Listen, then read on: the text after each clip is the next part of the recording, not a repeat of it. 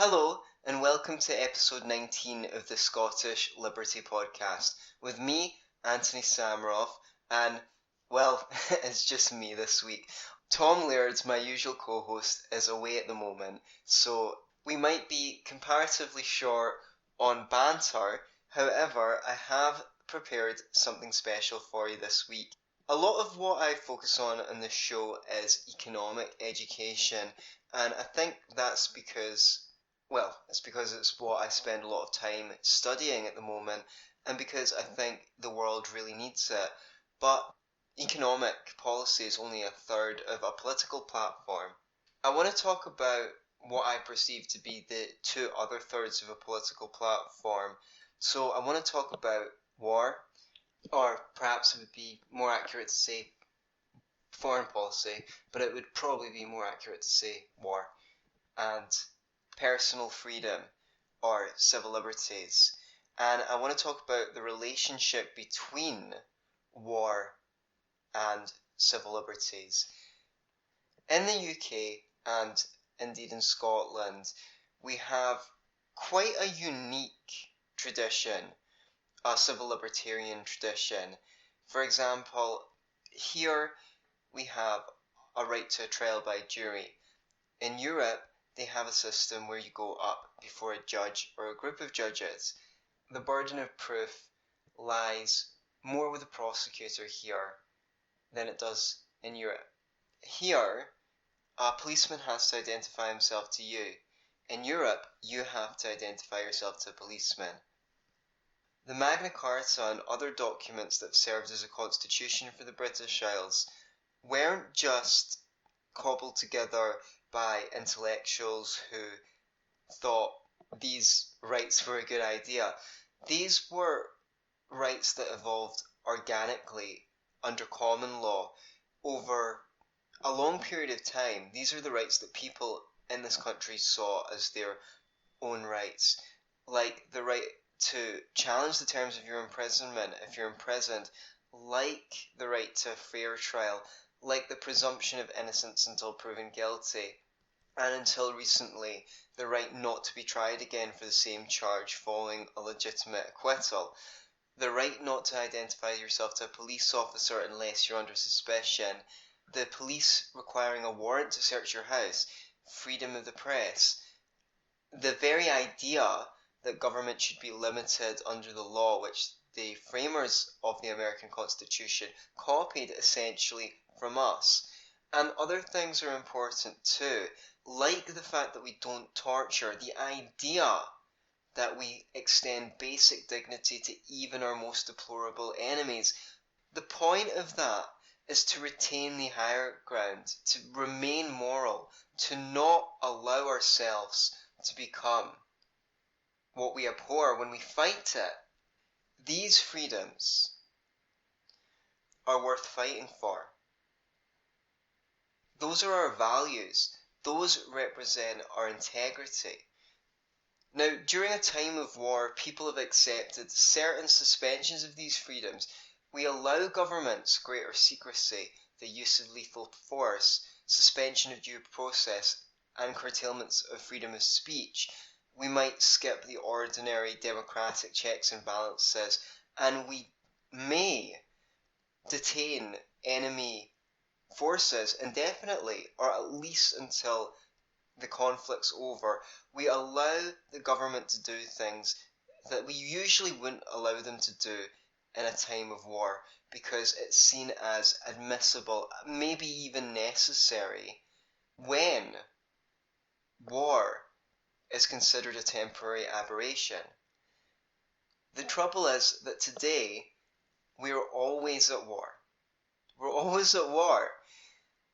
In a framework where a war could last a year, or 5 years, or maybe 10 years, a law that states that enemy combatants can be detained for the duration of the conflict, maybe that makes sense. But what about during a conflict that could hypothetically go on forever, like the war on terror? What is so frustrating about the last 25 years of our foreign policy folly is that at the end of the Cold War, we basically we'd run out of enemies. We didn't have an empire to consider. The Soviet threat, even if it was as serious as people in this country were told, and there are serious doubts about that, well, that was finished. We were at peace with every world power of any significance. We were on a friendly terms with our neighbours, and this is basically the golden opportunity that we had here in the UK to focus on restoring traditional freedoms that made the UK, some of them made the UK unique in Europe.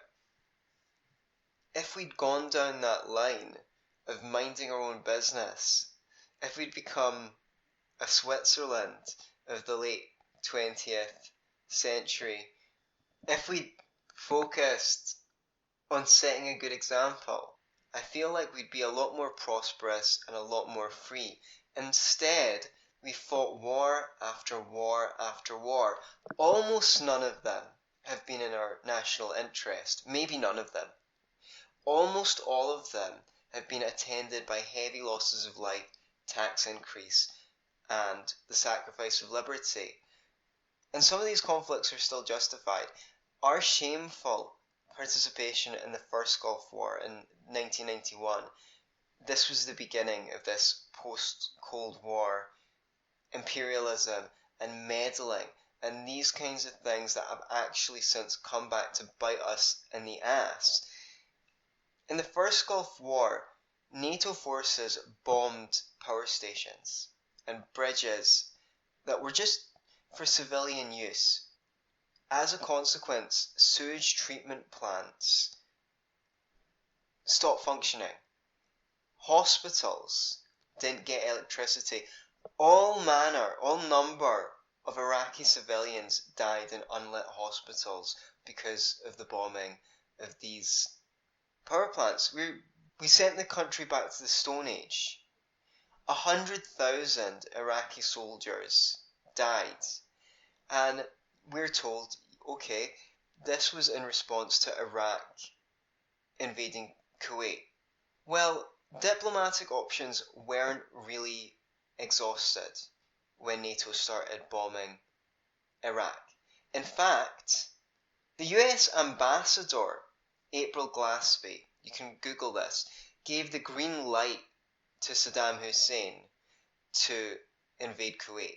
She said, we have no opinion on your Arab conflicts, such as your dispute with Kuwait.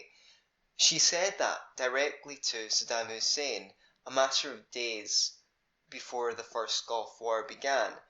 A false testimony was given before the Congression on Human Rights Caucus on October the 10th, 1990, by a 15-year-old girl who pretended that after the Iraqi invasion of Kuwait, she'd witnessed Iraqi soldiers take babies out of incubators in Kuwaiti hospitals, take the incubators, and leave the babies to die. It turned out that the woman giving the testimony was the daughter of the Kuwaiti ambassador to the United States. The whole thing was basically staged. She'd been coached to give that testimony.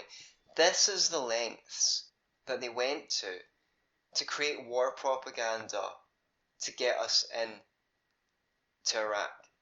And at that time, you didn't have YouTube, you didn't have Wikipedia, you couldn't look things up. So if something like that came on the television and someone said, well, that's just war propaganda, no one would have any way of proving or disproving that.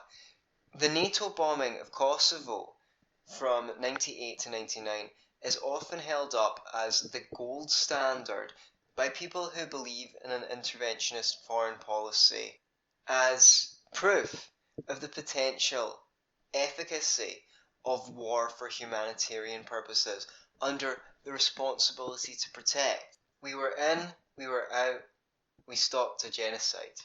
But that's largely based on propaganda and fiction.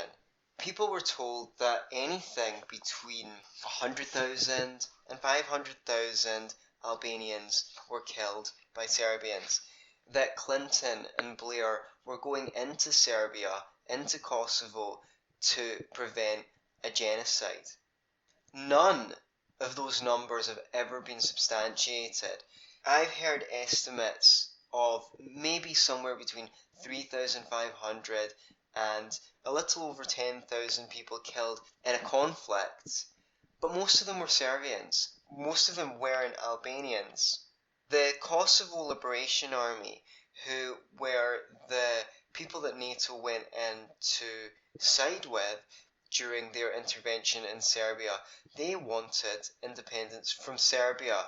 They had links to Albanian organised crime and to radical Islamic groups, and they had actually conducted a number of repeated assaults on Serbians and Albanian civilians in the course of what was basically a civil war.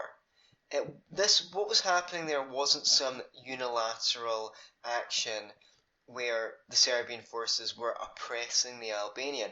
There was a civil war going on. That's not how it was represented in the media. In fact, the majority of the horrible things that happened only happened after NATO started bombing in Serbia. After the bombings, then Serbians began expelling Albanians.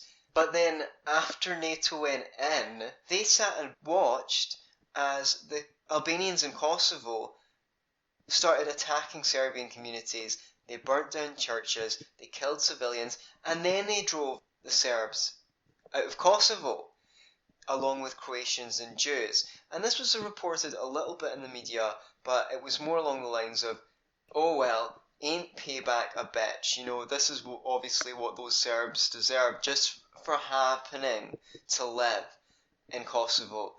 Today, any Serbs that remain in Kosovo need to stay in armed, protected compounds because it's not safe for them just to be citizens in that country.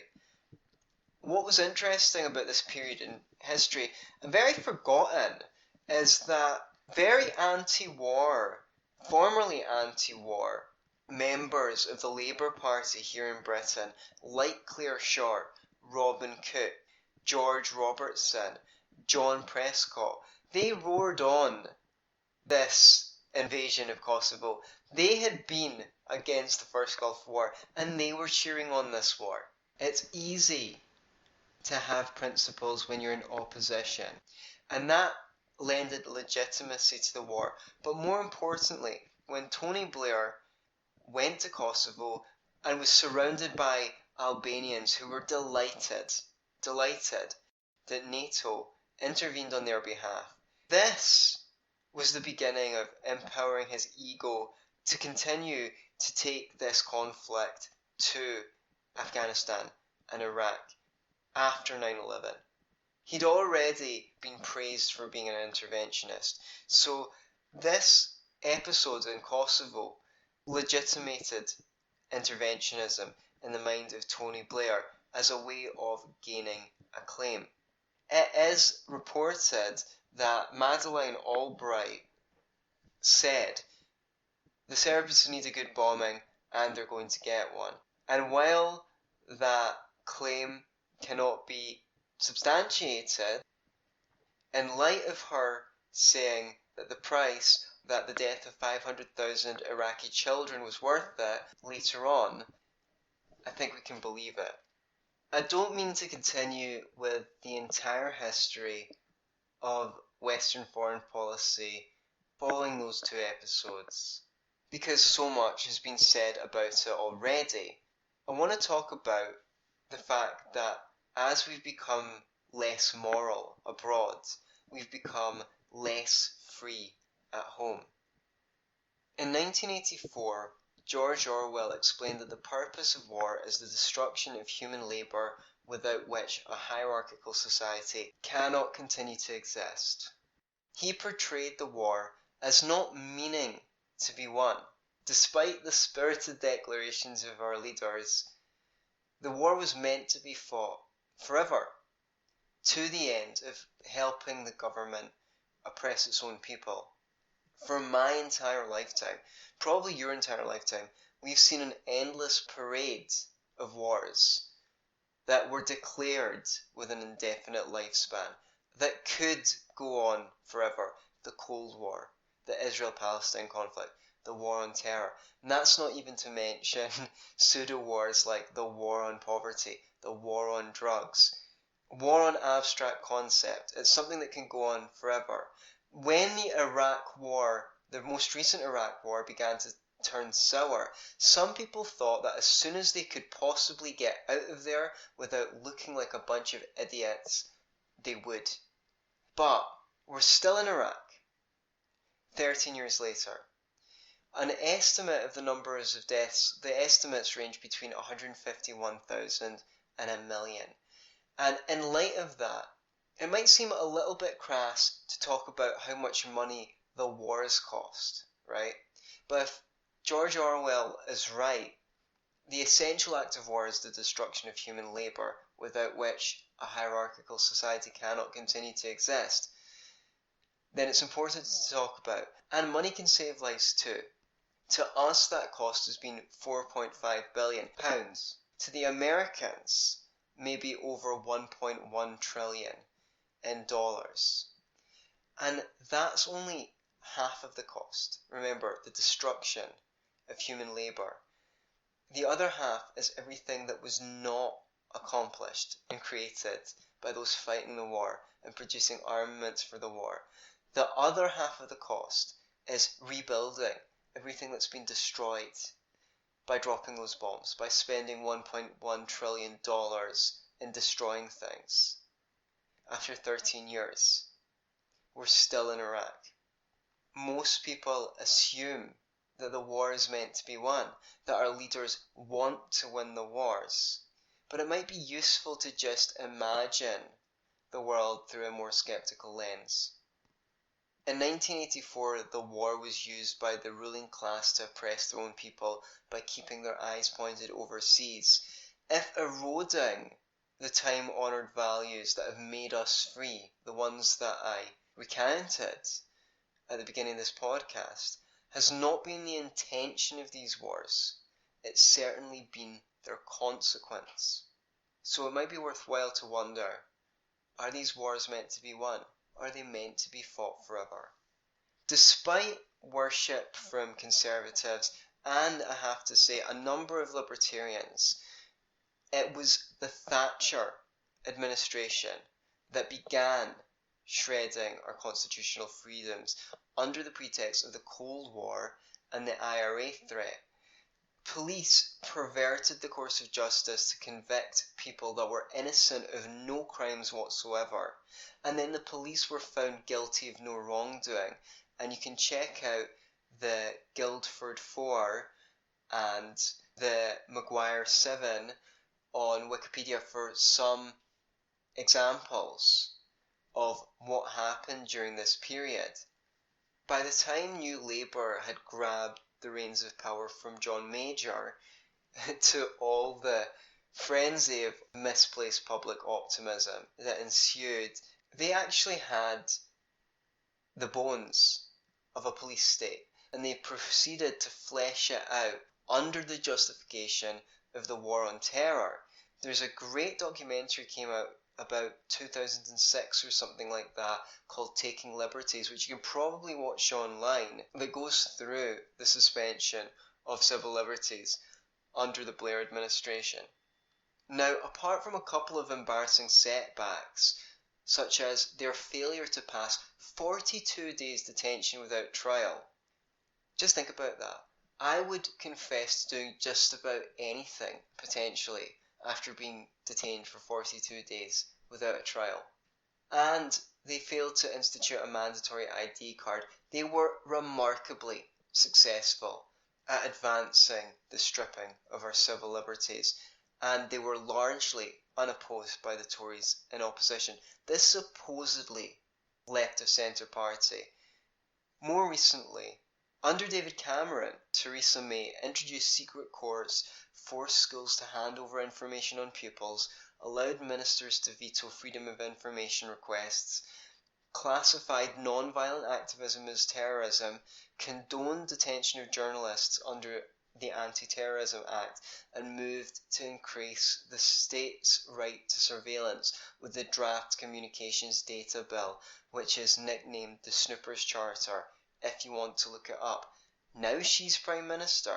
She's promising to curtail freedom of speech, monitor the internet, monitor television programmes, vet them before they go on TV, in the name of fighting extremism. So we've had our civil liberties stripped under Thatcher in the name of the Cold War and the IRA threat, under Tony Blair, the war on terror, and now Theresa May under what she calls fighting extremism. Another prophetic feature of Orwell's 1984 was the propensity of a nation to turn enemies into allies and vice versa at the drop of a hat, with history being rewritten to explain that the new alliance was always so. This was, I don't know if George Orwell predicted this because the Allies turned on the Soviet Union shortly after the Second World War, but we have to say it has been a feature of our foreign policy ever since. I mean, Saddam Hussein was our guy, Gaddafi was our guy, that we trained the Mujahideen to go against the Russians, who then became our enemies, the Taliban. And now, our fingerprints are all over ISIS. By changing allies into enemies and enemies into allies, perpetual war can be sustained. Granted, this has actually become an increasingly difficult trick to pull off since the advent of the internet. But back in 2003, we didn't have access to the kind of information that we have now. The internet was in its relative infancy, and it's really amazing what the media was able to do. I mean, they played the video of the anti-war activist George Galloway meeting with Saddam Hussein over and over again. But the video, which you can see on YouTube, of Donald Rumsfeld meeting him to sell weapons, conspicuously went down the memory hole. I don't recall it ever being played on television. I actually had bookmarked a video on YouTube of Dick Cheney saying, "We know they have weapons of mass destruction, we know where they are, we're in the area around Tikrit and Baghdad," back to back with him saying, "I never said they had weapons of mass destruction, like the sun never came up this morning." But that video has sadly been taken down off the internet, so I don't know if we're still actually seeing things go down the memory hole. The enemy always changes. The nature of the tactic is the same. War abroad and less freedom at home. Before each extenuation of this war loses its luster, we hear murmurs of some distant spectre, maybe Iran, looming in the wings. Perhaps one day they're going to do us some harm. It's just a murmur at first, and as the support for one conflict wanes, those murmurs get louder and louder. As public support for the war on terror continues to wane and tired out, we've started to hear murmurs about the Russians. Now they're talking very seriously about Putin. We were hearing murmurs about the Chinese. Now we hear threats of trade wars with China, right? These two nations might next be held up as the threat, and more strongly than ever, it's up to us to make the case that some things are worth fighting for at home rather than abroad. The interventionist mindset is basically about pointing the finger at someone else instead of taking a long hard look in the mirror. The least self-reflective and self-critical amongst us are perfectly at home in the combative, big-talking, finger-pointing system of politics that we've created. It's always someone else. It's never us. It's never me. That's the attitude of a narcissist. That's the attitude of a psychopath.